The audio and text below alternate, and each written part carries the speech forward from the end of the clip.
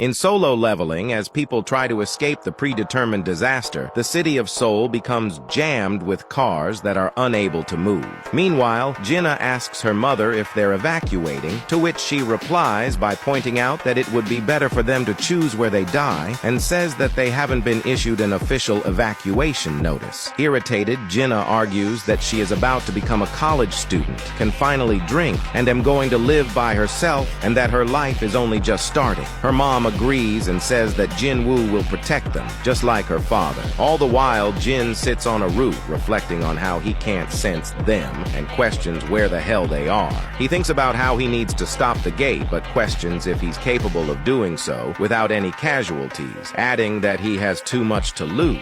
Looking at his phone, he wonders who to spend his final moments with, his eyes fixating on friends. Elsewhere in a dojo, Song Chi-yul tells Cha Hai-in that there's an obstinate hesitance in her swordsmanship and comments that he's worried it's due to some fear she harbors in her heart. As she turns to her vibrating phone, Mr. Song adds that it's only natural to be afraid, and he'd have lost an arm if he'd been facing the same monsters. Noticing Cha on her phone, the master realizes that he's been yapping and attributes it to her not answering the phone, apologizing and excusing herself to take the call. She finishes, turning back to Mr. Song and blushing while telling him that an urgent appointment came up and she needs to get going. Master Song allows it. Realizing it has to do with the Rizzler, he smirks. Shit's about to get romantical. Outside the Hunter Association, a man thinks that the gate will be opening within a few days, and as a B-rank hunter, he has to keep his guard up. Suddenly, he bumps into someone. Looking up and questioning who he is, the beastly monarch towers over the hunter. Spectators wonder if there's going to be a fight and comment on how he's even bigger than Ma Dong-wook. The B-ranker insists he apologize and tells him that if he did something wrong, he needs to apologize. But before he can finish, the monarch lunges at him with his teeth. Other hunters stand in awe as the beast spits out his blood. Grinning with blood-stained teeth, he smashes the floor, sending the hunters flying. A hunter crashes into a building, and before he can recover, a damn Kia comes out of nowhere, splattering the guy.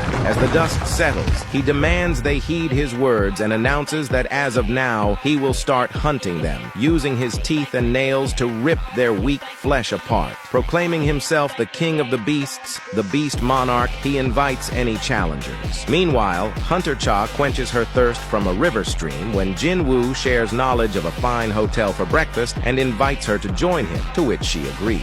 He summons Kaisel, causing Cha to seek clarification about the restaurant's location. The Riz Master assures her that if he runs, it'll take a mere 5 minutes, which makes Cha wonder just how many kilometers he can run in 5 minutes. The two take to the skies, and this arc continues. Chul is alarmed to learn of an intruder in the Hunters Association. He inquires about casualties, but an agent reports uncertainty regarding the exact number. Grasping his head, Jin Chul knows there should be a couple hours left until the gate breaks and silently acknowledges his overwhelming responsibilities. Jin Chul asks about Jin-woo, but the agent reveals their inability to reach him, prompting the chairman to consider taking matters into his own hands. Suddenly, the agent outbursts, reporting the emergence of a hunter capable of confronting the monster. The chairman presumes Jin-woo came, but the agent clarifies that he didn't, but he said he was a world-class hunter who just happened to be in the area. Lennart Nierman stands by, grappling with self-doubt, pondering if his decision to stay in Seoul was because he was fated to vanquish this monster. Abruptly, a voice tells him to back off as Thomas Andre pushes him back, saying he'll just get in the way. Back at the hotel, the food looks bussin'. Jin answers his phone to the chairman, asking why they weren't able to get a hold of him till now, to which he answers that he was outside the service zone. Jin Chul tells Jin that there's a monster running rampant in the streets, causing Jin to questionably remind him they have a few days until the dungeon break. However, Jin Chul confirms the dire situation. He asks for the approximate number of enemies, but the chairman says it's not even approximate, there's only one. Jin knows that every hunter is deployed in Seoul right now, and they should all be on point to stop the giant dungeon break, but they're getting destroyed by a single monster out of nowhere. The chairman tells him that an entire guild was annihilated in an instant, and has just received reports reports that Thomas Andre is currently standing off against the beast. Jin remembers how he placed his soldiers on Thomas and the hunters and told them to report back if something out of the ordinary happens, but there's a monster capable of annihilating an entire guild in an instant, and they haven't reported back yet? Realizing that his signal with his shadow soldiers in Seoul is strangely faint, he thinks that it's almost as if someone is purposely making it weak and questions what's going on. Trying but unable to find the specified shadow soldier, he realizes that even the shadows he was using as coordinates are gone. Keeping the phone on his ear, he tells Cha that there is a problem in Korea. She asks if it is about the dungeon break, but he tells her he thinks it is something else. Puzzling that it's an enemy with overwhelming power, a world-class hunter is standing off against it, and the hindered signal. Jin asks if it has a shadow, telling the chairman that he must confirm if it has a shadow or not. Jin thinks that they must have hidden away a colossal monster behind the invisible shadows. Leonard nervously calls Thomas as hunters grow excited to see the Goliath.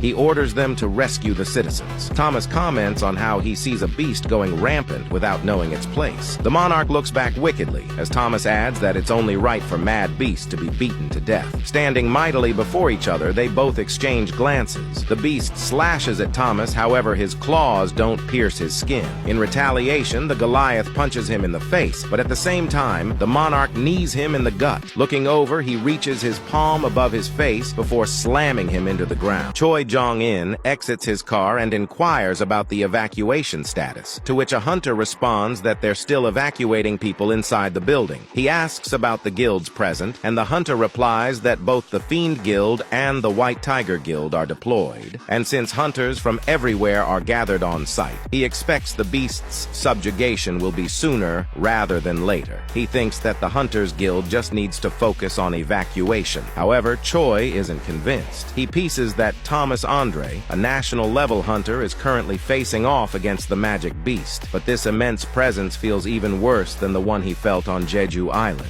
Wondering what kind of monster the Goliath is battling, he gazes at the sky. Meanwhile, the beast flies through the air before crashing into a building from one of the Goliath's serious series punches. As dust accumulates, the beast climbs up the inside of the building and rockets out. Unable to dodge, the monarch headbutts Thomas's stomach, causing his feet to dig into the concrete. But maintaining his balance, Andre seizes the beast's body and takes him to Suplex City, slamming him headfirst into the earth. While looking down his skirt, the beast leg strikes Thomas's skull and hand springs onto his feet as Thomas flies through the air. The monarch grins as the National Authority hunter regains his footing and uses reinforcement. All the while, Baek Yoon-ho and the Hunters Guild arrive at the subjugation site. And just as he asks if everyone's ready, something crashes through the building in front of them. In shock, he questions if that thing is the magic beast that was reported to be on site. Looking back, he realizes that that person must be the rumored Goliath, Thomas Andre. The guild cheers for the Goliath, but Thomas orders the dumbasses to take cover. The beast grins eerily as Baek transforms, noting this isn't a normal monster, and he shouldn't transform as that, but he stops as they stand before each other. The monarch looks on as Baek stares at the floor, comparing them to a giant wolf and a far-outclassed tiger. Baek, having the sixth sense of an animal, detransitions in hope to not be recognized as prey.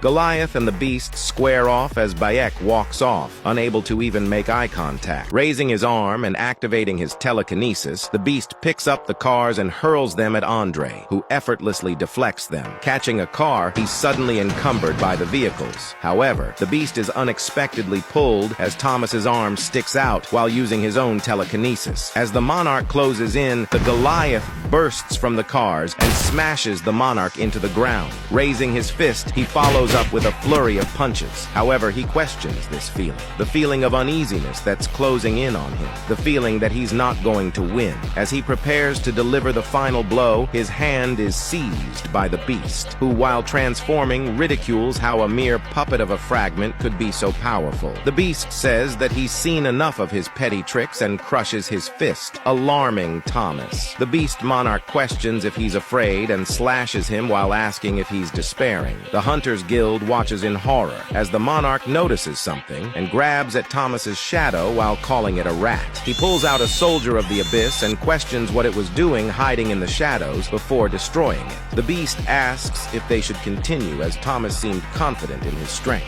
However, his armor bursts and Thomas Andre emerges from behind, putting the beast in a rear naked choke and questioning who he thinks he is babbling on so arrogantly. Gripping with all his might and screaming, he snaps the beast Monarch's neck. His neck dangling, the beast's eye suddenly looks over and his head rapidly wraps back around. He clutches Thomas's face and flings him around, smashing him into the ground, and states that he's sorry to tell him, but he's starting to feel hungry again. Out of nowhere, a magical blast makes impact with the monarch exploding. Leonard Nierman stands in the other direction, saying that he won't let the beast do as he pleases. Noting the chills he's getting just standing before it, Thomas Andre advises him to run away or else he'll die. However, the German declares that he's well aware, but he can't let go of his pride as a hunter. Charging himself up, he thinks that he holds no regrets and that he would make the same choice many times over, to die proudly rather than live a meaningless life. He keeps repeating that he made the right choice as the beast monarch smiles chillingly. He gets terrified as the monarch lunges at him and admits he made the wrong choice. Suddenly, Kaisel bursts onto the scene, clamping his jaws onto the monarch and flying away with him, leaving Leonard astonished. However, the monarch grapples with Kaisel's teeth and rips his frickin' jaw off, destroying the shadow. Staring through the dust, the shadow monarch emerges with his heel up and axe kicks the beast,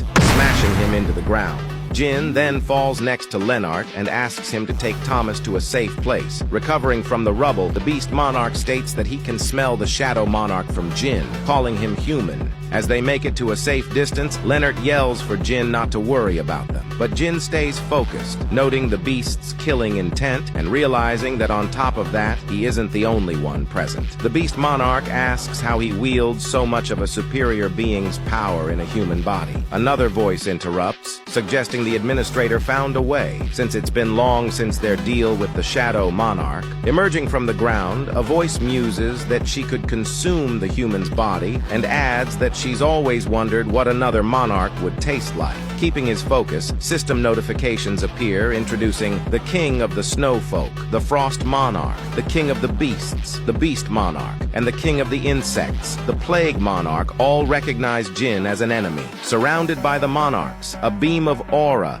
reaching the heavens appears, and Jin commands, "Come forth." In an instant, his shadow expands as soldiers enter the fight. Igris and Iron get the Frost Monarch, while Jima and Tank get the Beast, and Greed and Baru get the Plague. The Beast Monarch asks if this is the new Shadow Army. The Blue Grandpa inhales sharply before blasting a massive wave of ice. Jin blocks it, but his soldiers end up trapped. The Frost Monarch comments on their number, but says that his soldiers are small fries and won't be able to move in this prison. Pointing to Baru, the Plague Monarch advises that he should have left her children alone, as she hadn't seen them in a while. While ridiculing him for his strategies, the Frost Monarch implies that what Jin did is essentially belittling the other monarchs, and adds that he didn't think the Shadow Monarch was able to fully absorb the power of the Shadow Monarch, claiming that even though the Shadow Monarch was the strongest monarch, they must not look down on the other monarch's strength. Shattering the ice covering his hand, Jin looks at the Frost Monarch saying, "You," flipping the blade around and pointing it. He says that he will at least kill him. This monarch's war begins. The Frost Monarch prepares ice golems, and the Plague Monarch asks if she can join in the fun too, while she creates an army of undead. As the zombified insectoids lunge at Jin, he slashes them away,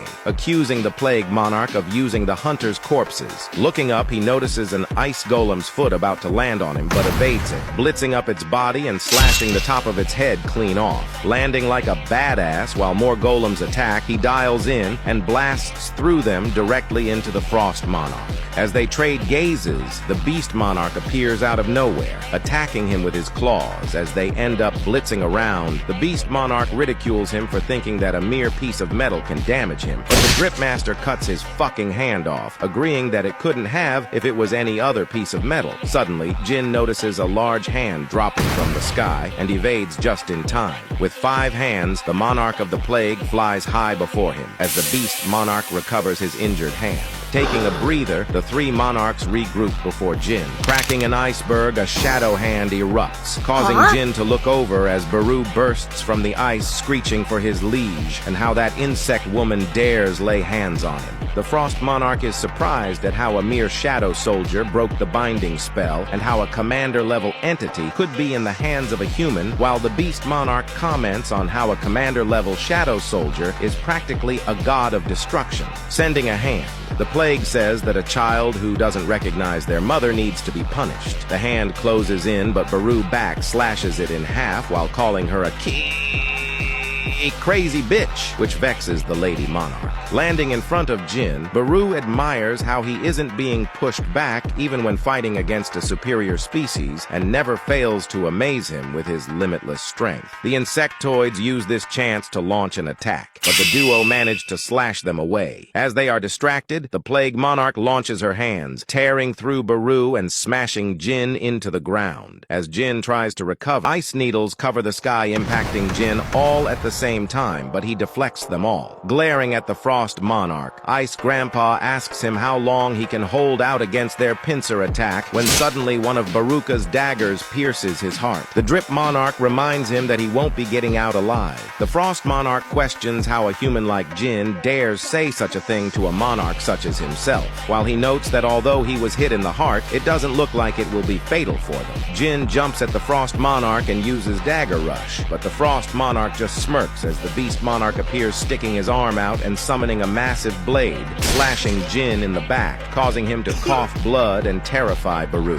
However, the Plague Monarch appears behind him, introducing herself as Queresha, the monarch of plagues and the mother of every insect in existence. She grapples her hands around Baru as he struggles, and states that although he is ungrateful, she'll still embrace him as one of her children. At the same time, the Beast Monarch stands before Jin, revealing that this is his end. In desperation, Baru screams for the servants to assist the Shadow Monarch. Frozen in the ice, Greed says that he will be the one, and bursts out of the ice, cutting that last breath of the enemies. Noticing him, the werewolf states that he must have been a stronger warrior in his lifetime. The Frost Monarch adds that the higher-ranking Shadow Soldiers have started to appear as Iron, Igris, and Tusk burst from the prison. The Frost Monarch approaches Jin and tells him that his wound is fatal and that playtime is long over. But JinWoo stands back on his feet, asking if he's talking about this cut, and uses status effect recovery. People watch from New York, London, Shanghai, and Paris. While back in Korea, Leonard describes it as if a storm is raging around JinWoo. Thomas Andre asks what's happening, and the German tells him that it feels like he's witnessing the end of the world.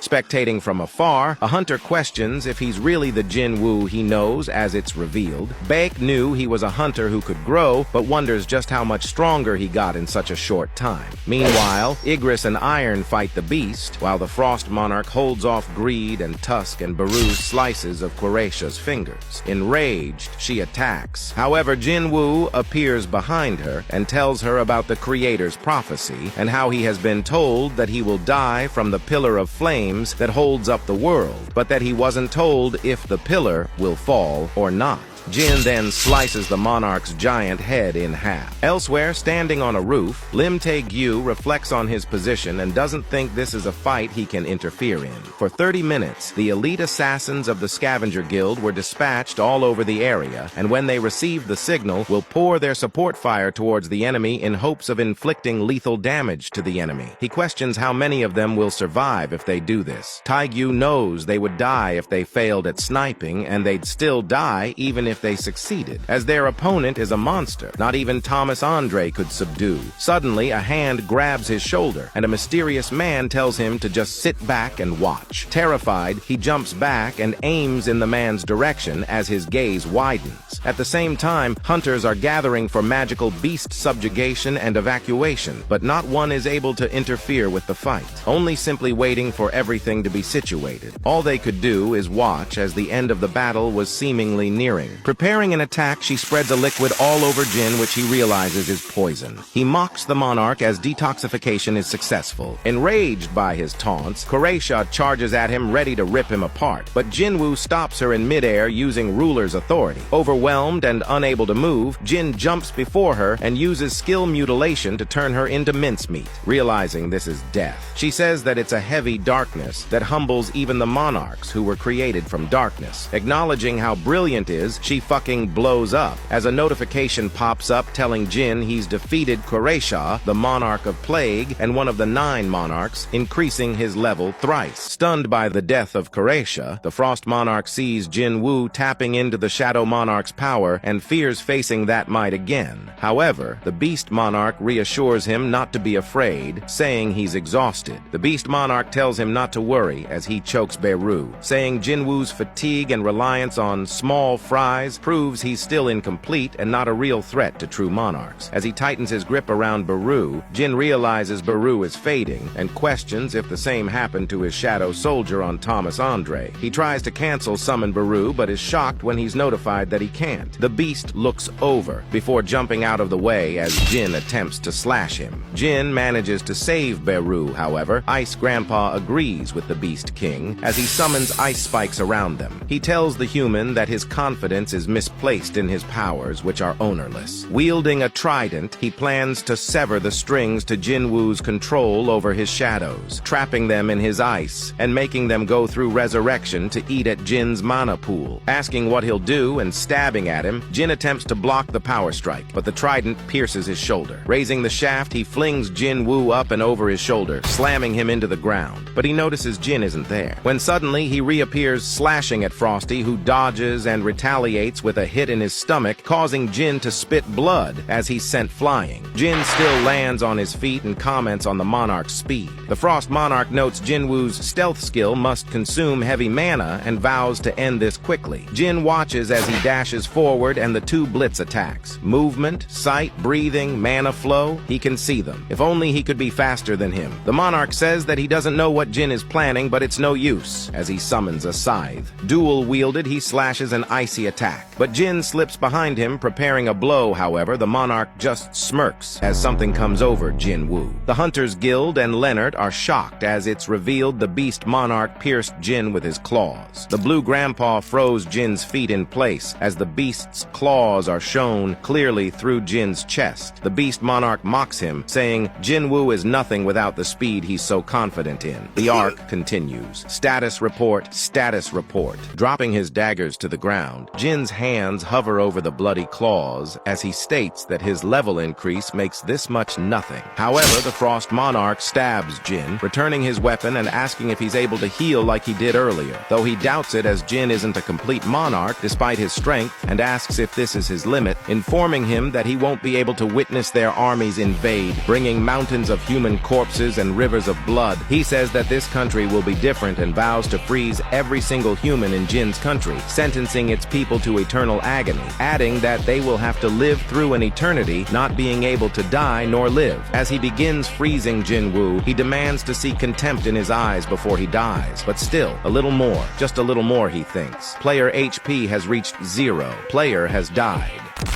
Player is in possession of the Black Heart. Player has met all the requirements for passive skill, unknown. The skill board appears and the passive skill, unknown, has been activated. Activating the skill, light gradually returns before overwhelming all. Jin-woo opens his eyes before sitting up and clutching his chest, breathing heavily, recalling his last moments with the Monarchs. He wonders if it was all a dream before looking around and realizing he's in a hospital. Certain that the ice dagger pierced through his heart, he questions how he's still alive. Suddenly, Jin-chul walks in the room. Jin looks calling him by Chairman Woo Jin-chul and asks what happened to the Monarchs. No, monsters. And how is he still alive? Initially stunned, Jin-chul says that there are things he should tell him. Firstly, he's not the chairman, but the chief inspector of surveillance. Secondly, he'd like to ask about the moving statues.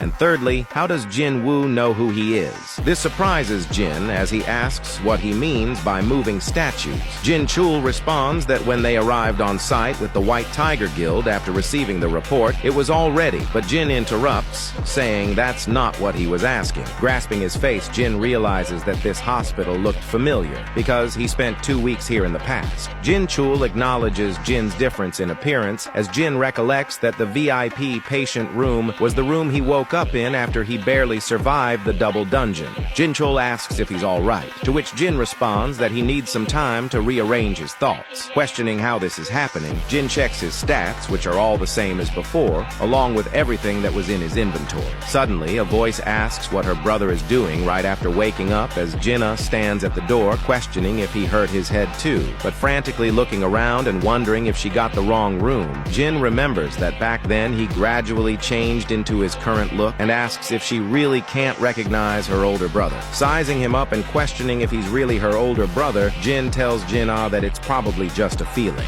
Walking out, Jin says that he's a little busy and needs to head to the Hunter Association to tell them that he's giving up being a hunter. Turning his head, he acknowledges that Jinna came over while in the middle of class and insists she heads back to school, adding, "You too, Han Song-yi," telling her not to even think about giving up her studies to become a hunter. This shocks her as she questions how Jin knows her name as he walks out forming a plan to rebuild his shadow army. But how could this be happening? And why did such a thing happen? He's really come back in time. In the rank assessment room, the agents know it's been 2 years since Cha Hai-in, and now to think that a homeless-looking guy would be an S-rank hunter. They try to explain to Jin that the device cannot measure his power, but Jin interrupts that he knows, and before doing it again, he would like to meet with the chairman, offering to guide him to the room. Jin already walks off, saying he already knows where it is, and will go himself. In an elevator, Kang Tae-shik wonders what kind of scenario he should make up today. Knowing it's not his first time making up lies to the association, he acknowledges that if he gets caught by Chief Inspector Woo Jin-chul, he'd be in big trouble. Jin speaks up, saying that he possesses a stealth skill and yet hasn't reported it to the association. Kang questions how he knows, but Jin interrupts that even though he's a high-ranking hunter, he isn't on the list of names that are strictly managed by the association. Reaching for his blades, Jin-woo reveals them, telling Kang that someone will ask him to avenge their daughter for them and that he's not interested in what he does with the criminals. However, if he hurts innocent hunters during the incident, he will die by Jin's hands. He notices that his daggers are gone as Jin informs him of his only warning. Kang nervously asks who he is as Jin walks away and questions who that ghost-like guy is again. Peering around the corner and greeting the chairman, he says that since he looked for him as soon as he got his test results, he assumes Jin is already somewhat familiar with the procedures already. He asks Jin, who dismisses it, what's the matter, as a notification to restart the world is revealed. Gun-hee states he'll get to the point, but before that, Jin interjects saying he's got a deal he wants to talk about first. Thinking that he needs to go to Jeju Island and build up his shadow army, he asks the chairman to change the regulation so that summoned creatures can be counted as raid members by the association, and if he does, he will then kill all of the ants on Jeju Island himself. Alarmed by such a statement, Gun-hee asks if he's not aware of how many times they've failed raids on Jeju Island already. However, as he realizes that this energy is power that far exceeds any national-level hunter, Jin explains that it's something only he can accomplish and asks for it to be left to him, assuring the chairman that he can take care of all the ants on Jeju Island. The chairman questions just what on earth this is as time skips, and Jin goes back through the dungeons and Lizard's Arc, the Prisoner's Arc, Red Gate Arc, Hunter's Guild Gate Arc, the waking of his mother from the eternal slumber, Jeju Raid Arc, and the recruiting of Baru. Standing there and sighing, he asks, "Why don't you stop this?" before yelling out that he knows this is all an illusion and demands he stops the charade and reveal himself. Looking on, he's suddenly warped to darkness as dozens of system notifications pop up. Leering over and questioning who he is, Jin asks if he is the King of the Dead.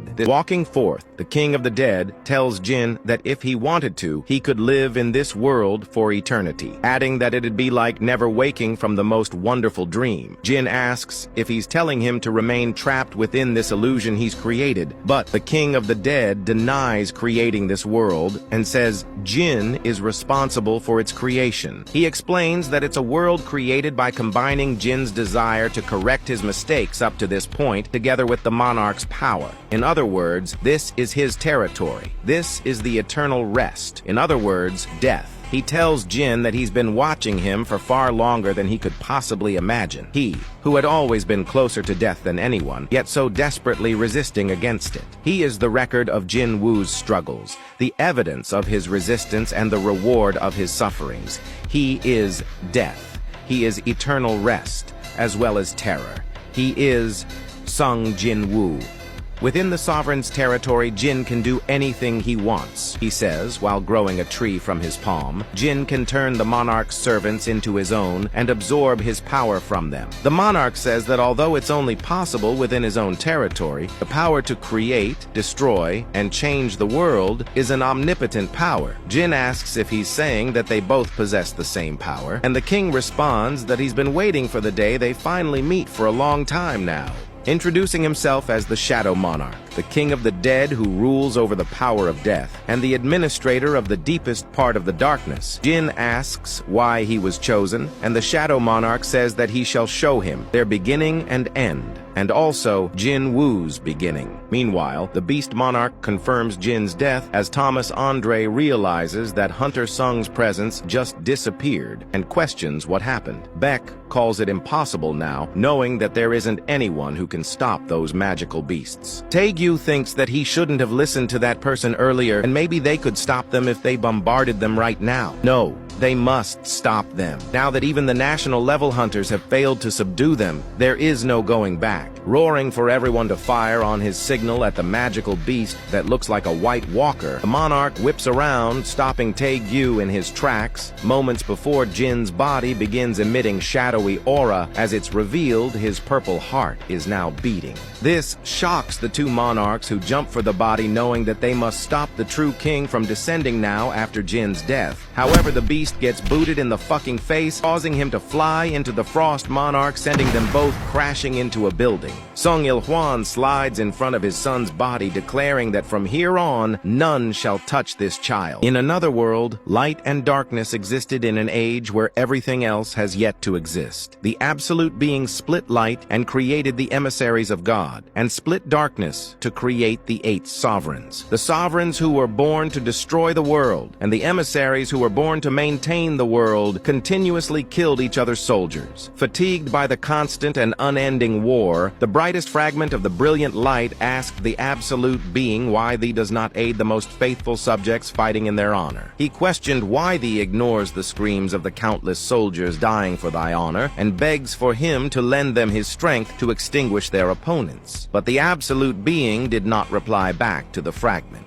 At that moment, the fragments of brilliant light realized that to the absolute being, the battle between themselves and the sovereigns is nothing more than a form of entertainment, and the ruler does not wish for the war to end. Everyone worshipped the absolute being. Everyone let out outcries of war for the absolute being. Everyone pledged their allegiance with their blood and lives to the absolute being. They have been abiding by the law until now, but there were overwhelmingly more of those who fell victim to death than those who overcame it. Even if they abided by the law, only death awaits them. The Shadow Monarch says that as long as the absolute being exists, the war will never end, and to end this meaningless war, they unsheathed their blades. It was the start of the rebellion, and that is the Shadow Monarch of the distant past. He was the sole emissary of God who stood up against the rebellion of the other emissaries, but his pitiful number of soldiers powerlessly fell before the united armies of the emissaries. On his knees before his dead army, he thought it was the end. However, when he reopened his eyes within the darkness, the greatest fragment of brilliant light realized that the absolute being had hidden a certain power inside him. "Arise," he said. Darkness covered his wings as he used his new power to unlodge all of the spears while his newfound shadow army arose. He led his new army to the battlefront. However, when he returned, everything was already over. The absolute being was dead. The remaining fragments of brilliant light had killed the absolute being and called themselves the new gods, thus assuming the position of the rulers, and used various tools containing the power of the absolute being to hunt down the sovereigns. As a result, the king of giants, Legia, was captured by the rulers, and the power balance between the two sides collapsed. Then the sovereigns realized the severity of the situation, and the Shadow Monarch used that moment to reach out to the sovereigns, knowing that they had no choice choice but to combine forces with him in order to combat their common enemy, the rulers. From then on, he continued the long-lasting battle as neither a fragment of brilliant light nor an emissary of God, but as the shadow monarch. Time was on his side. The corpses and the souls that remained on the battlefield joined his army, and when he combined forces with the army of destruction, led by the king of berserk dragons, the monarchs as well as the rulers came to fear him. Two of the monarchs who feared the shadow monarch aimed for his back after combining forces, and due to that, his shadow army was nearly extinguished. Strength that was too powerful had brought him betrayal. While the king of the beasts, beast monarch, ran away after abandoning his soldiers, the king of the demons, monarch of white flames, Baran, had to pay the ultimate price. But at that moment, the silver soldiers came through their gates in the sky. The monarch raised his cape before shielding it around Baran and absorbing him as the rulers made landfall. Setting foot around the monarch, they all took a knee around the king of the dead. They each pleaded for his forgiveness, saying there is no reason for them to fight any longer, even though they possessed enough power to send him back to nothingness if they wanted to. They chose to pursue peace. It was the least respect they could have shown him. For the time, he was their ally, fighting on the front lines while leading the army of brilliant light. The monarch questions their pleas, asking if it wasn't them who harmed their lord with swords and spears. A ruler says he was their master as well, which angered the monarch, who grabbed him by the face and said that that is precisely why their crimes are even more heinous. The ruler says that he should understand better than anyone how they felt when they raised their banners of rebellion against their master. They simply wanted to end the war, he says. The shadow monarch tells them to pierce his heart with their spears, as this is the end they so desperately seek. Begging for him to find forgiveness, the monarch demands they kill him. All bringing their fists to their chest and bowing, the rulers ask the greatest fragment of brilliant light to please quell his anger. He tells Jin that he was overwhelmed and couldn't find any kind of solution, so he decided to hide himself for the sake of revenge. Since he had trapped the monarch of white flames within him, he was planning on striking the forces of the beast monarch after letting his body recover. But while he was hiding, the monarchs who lost the majority of their power had been defeated by the rulers. And when he reappeared in front of the monarchs, who took their chances to escape between the dimensional crack, the king of dragons did not permit any kind of fighting, knowing that it was time for them to recover their strength. And so, he gladly allowed the shadow monarch to join his forces. The shadow monarch explains that they searched for a new world for the sake of building up their new army. Jin questions if it was the earth, and the monarch confirms, saying that to the humans, the appearance of the monarchs must have seemed very unprecedented, and their annihilation was inevitable. Realizing he's seen this scenery before and guessing the demon castle, he asks if this is what will happen in the future, but the monarch says that this is actually record of the past. Jin asks what he means, and he's told that if the monarch's reason of existence is destruction, then the reason for the existence of the rulers was to maintain this world, where the absolute being was no longer. The rulers were late to detect the movements of the sovereigns and sent their armies, and everything had come to an end. Naturally, the rulers grew angry at the fact that the army of the chaos world they failed to eradicate managed to wring destruction upon another world. So in order to correct this, they used their tool containing the power of the absolute being, which they had prohibited themselves from using, the tool of God, the cup of reincarnation. It was an incredible tool that could turn back time by 10 years. The rulers used everything they had in order to save this world, but the current Earth was much too weak to fight against the monarchs. And Earth, where no magical energy resided, could not endure the mass-scale battles. Whether the monarch or the rulers won the battle, the impact brought upon this planet would remain the same. Thus, the rulers made a very difficult decision. If they can't save everyone, they wanted to make sure that at least some would survive so those people could continue on in this world. Jin realizes this is how the hunters were created, and the monarch continues saying that they were making human beings capable of surviving the collision between the two forces. The rulers wanted the humans to survive no matter what they had to do. Jin-woo thinks that for those who could survive in the changed world, if they were to realize that with the exception of the small number of people who are hunters, everyone must die, could society really operate normally? The Demon King is a fragment of memories left behind planned by the Shadow Monarch. Jin infers that this world has already gone through countless annihilations, and the Monarch confirms. However, the higher beings are not able to go against the flow of time. They are able to perceive the change in the flow of time created by the cup of reincarnation. While the rulers tried to fix their mistakes several times, the sovereigns also began modifying their plan continuously, until the tool of God couldn't be used anymore. This makes Jin inquire about how many times the cup of reincarnation can be used, and the monarch says that there is no such thing as infinite power, just like how the absolute being, who was capable of creating worlds, was eliminated by his own creations. Jin asks how creations were able to kill their creator, and the king responds that it's no different from humans dying from machines they've built. The fragments of light were created to fight, and their powers were more than enough to bring down their creator. Then the sovereigns utilized the rulers' methods to create a plan of their own, similar to how rulers lent power to humans so they can kill magical beasts, thus strengthening the world. Sovereigns also borrowed humans' bodies to descend onto the world and bring their armies far earlier than the expectations of the rulers. They planned to use the magical energy that was spread around the planet by the rulers to turn the entirety of Earth into one large trap so that they could devour the rulers' armies coming to aid humanity in one fell swoop. Deletion code of player nurturing system has been entered. The system will now be deleted. Any power limits on the player will now be removed.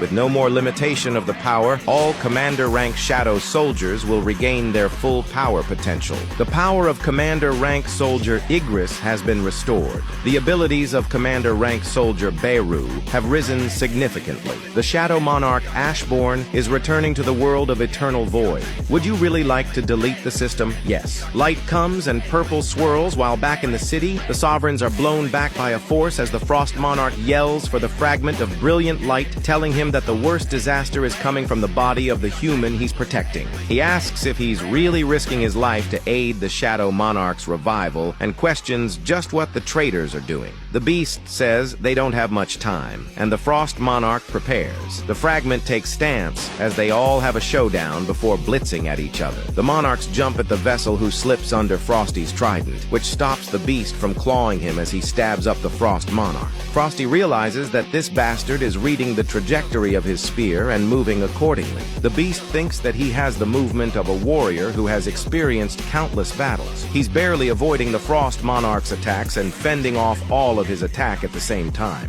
Frosty prepares blast breath but gets upper kicked straight into a building. The beast tries to take a bite but gets a dagger shoved into his upper jaw instead. Howling in pain before trying to grab the fragment, who dodged. Removing the blade from his jaw, he threatens to tear him apart when he suddenly senses something and goes defensive. Turning over and looking towards the frozen Jin-woo, the Beast Monarch jumps back, while the Frost Monarch emerges from the dust, saying that that won't work on him twice, and invites the beast to attack again, but he interrupts, stating that he will now stop. Frosty questions how he's stopping after coming this far, and the dog responds, asking if he can't feel the mana surrounding them has started to cry. The Shadow Monarch is coming, he adds. Blue Grandpa reminds him that he promised to help defeat the Shadow Monarch. However, the wolf responds that his promise was limited to only when the Shadow Monarch was in his human form. But since the real deal is coming, he no longer has a promise to keep. The Frost Monarch chastises him for running away with his tail between his legs, even though he's the Beast Monarch. But he responds that the Frost Monarch wouldn't understand him since he has yet to experience the full power of the Shadow Monarch. Walking through his gate, he says he shall pray for Frosty's fortune. Calling him a foolish bastard, Grandpa commands they taste the terror of the Frost and see his true power. Stabbing his trident into the ground, he creates a storm of ice. Hunters yell for retreat as the storm picks up cars and swirls them around alongside icy blades. Standing ready, the fragment thwarts Frosty's attack while he focuses his power to the sky, forming a massive chunk of ice. He tells them to be trapped inside the Eternal Void with the Shadow Monarch. The fragment questions if he's planning to destroy this entire area, but while not paying attention, a blade cuts his arm off, causing him to wince in pain while more rain down. Looking to the sky, he sees the giant ice shard begin its descent when suddenly a shadow rams the ice block as it's revealed. Beru clawed right through it. A blade drops before the fragment as Igris tells the Frost Monarch not to assume the position of the king with only that much power.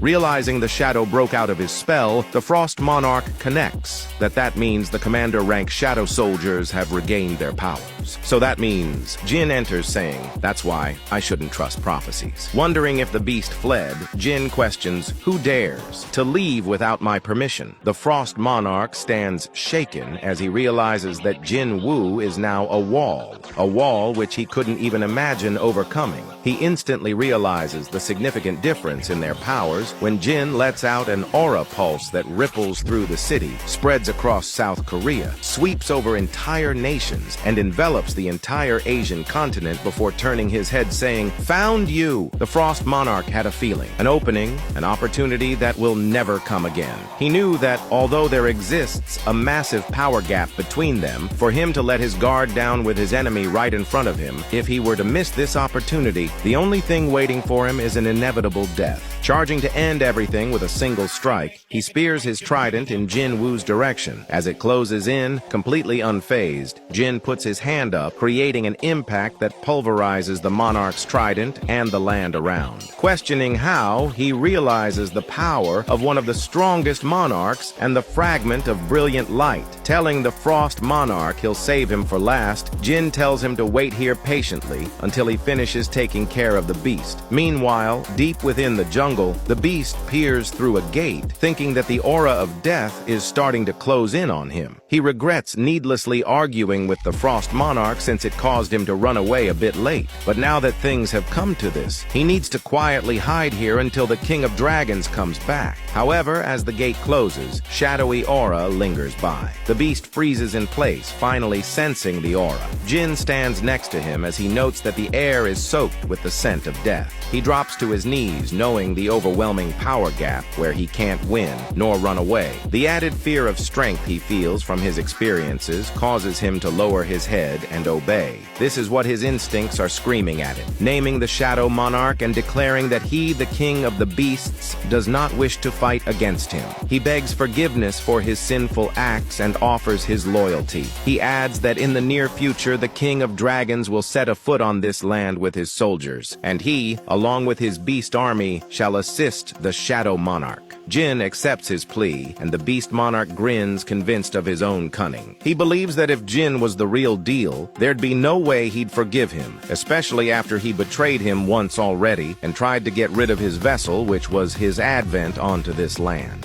Thinking he bought time thanks to the human's foolish forgiveness and affection, he just needs to hold out until the King of Dragons gets here, and when the time comes, he will rip apart his vessel. The Beast Monarch feigns loyalty, but Jin interrupts, saying before that they need to take care of each other's debts. Jin has 5 scars from the beast's claws that pierced his heart. If the beast can survive 5 attacks, Jin will forgive him. Panic floods, and the Beast Monarch transforms into a massive wolf, seething at Jin's audacity to mock him, the king of beasts. The beast declares that although his life will end here, Jin will not leave unscathed. The beast howls as Jin stands, summoning a single dagger. Blitzing through the jungle, Jin slices the tree line along with the monarch, causing his leg to fly off his body. 4 more left, Jin says. Back in the city, the Frost Monarch looks over, thinking that he doesn't know about that ant who is healing humans, but this one is certainly an issue. He knows he's seen it before, the Knight of Death, one of the 2 wings of the Shadow Army,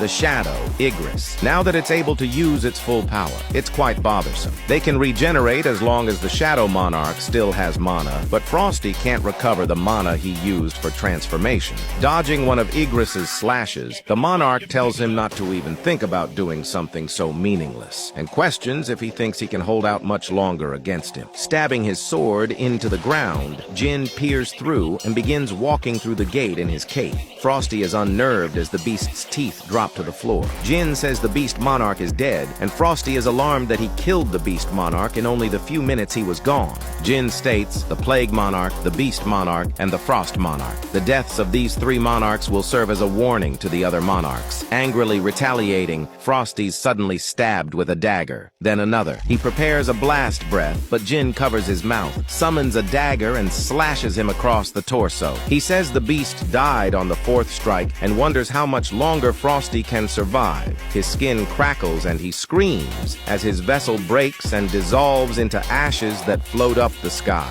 Baru presents himself and when Jin asks about the person who protected him earlier. He's told that he disappeared earlier as he spots a dagger on the floor and picks it up. Leaving bloody handprints and dragging his nub on the wall, he falls. Breathing heavily while his body deteriorates, Sung Il-hwan guesses that this is the consequence of receiving God's power with a mere human body. It's fine, though. This is how it should be, he says. Suddenly, a blade spins at his boot, and Jin asks if he really thought he wouldn't know if he left like that. He questions why he left without a word again. A gate. A giant hole that calls forth demonic beasts. After clearing the dungeon boss of the gate, you must escape the gate within an hour. However, Sung Il-hwan had no choice but to be trapped within the dimensional rift, sitting there, weakening. The rulers lent him their strength and requested for him to stop the monarchs, including the shadow monarch who was soon to be born. After losing all means of escape, he had no choice. He returned back to Earth as the ruler's emissary, with a heavy responsibility. However, he couldn't fulfill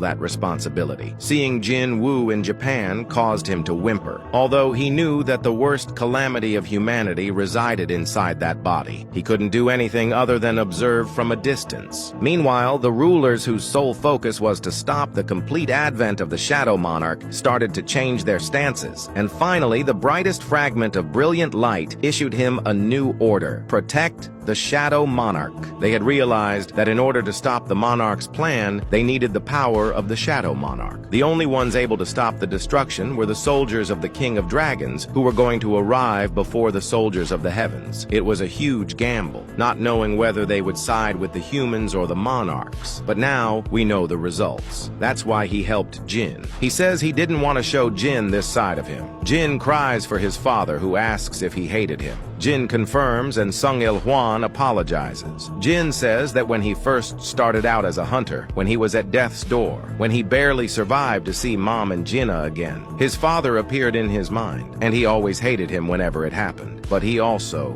missed him. What about you? Jin asks. Il-hwan looks up as Jin asks if he missed him. Know them. Tears flood as he says he missed them all the time. Even though he couldn't see him, he was happy about the fact that he was able to see Jin from afar. Taking a foot, he stands and hugs Jin, telling him he's grown well. Jin-woo cries and balls a fist as he asks if it's the rulers that are controlling him and throwing him away. But Il-hwan responds that they simply gave him an opportunity to make a choice. He chose to protect him, and he doesn't regret a single thing about it. Jin's hand opens, and he hugs his father again as he fades, saying he wanted to talk more. He wanted to stay with him longer. He apologizes for not being a great father and shatters before Jin. Holding the air, he clenches his fist and screams through the city. Meanwhile, in the apartment, Kyung-hee names Jinna and invites her to move, saying she feels like they can move now. Tears stream while Jin screams at the monarchs, telling them they will definitely pay the price for what happened today. The day that the Shadow Monarch's outcries shook the world was the day when the prelude to war rose. A drone reports that Hunter Thomas Andre is not in a life-threatening condition, and they can see that ambulances on the scene are transporting the injured to local hospitals. The monster that massacred the citizens has stopped moving. Only their traces remained after they turned to ashes. Jin-woo hugs his family, while Choi Jong-in checks up on Baek Yoon-ho, and Woo Jin-chul guesses it's over now, and recalls the funeral when Jin told him he can give thanks after he kills the Frost Monarch. Dropping his head, he thanks the hunter. The Hunter Bureau announced that the monsters that appeared in the city are unidentifiable demonic beasts. The damage done to the city by the demonic beasts was tremendous. However, the true calamity was about to come in a few days. Thousands of hunters stand by as Liu Zhigang is introduced to the gate and calls the colossal gate massive like he's heard, saying that even if all the hunters in the world gathered, they could just be sucked up into that gate and vanish. Thomas announces it will start soon, while the chairman thinks that this is the first time so many hunters from all around the world have gathered in one place and wonders how many of them will survive. Jin-woo stands afar, looking rizzy. Cha Hae-in says that she's never seen him this nervous before. Soon, the gate will open. The gate cracks and everyone prepares for battle. Black aura oozes out as they see it's a massive army. Jin realizes something as arisen silver soldiers and giant dragons make their way out of the gate. One looks cooler than the rest. Screaming to commence the attack, tanks prepare alongside healers and mages when suddenly they're all ordered not to move. A cease attack is passed along as Chairman Woo asks why they're stopping. The Silver Soldiers get lower as Choi questions what he's thinking, wondering if they're really planning on having a face-off without attacking the beasts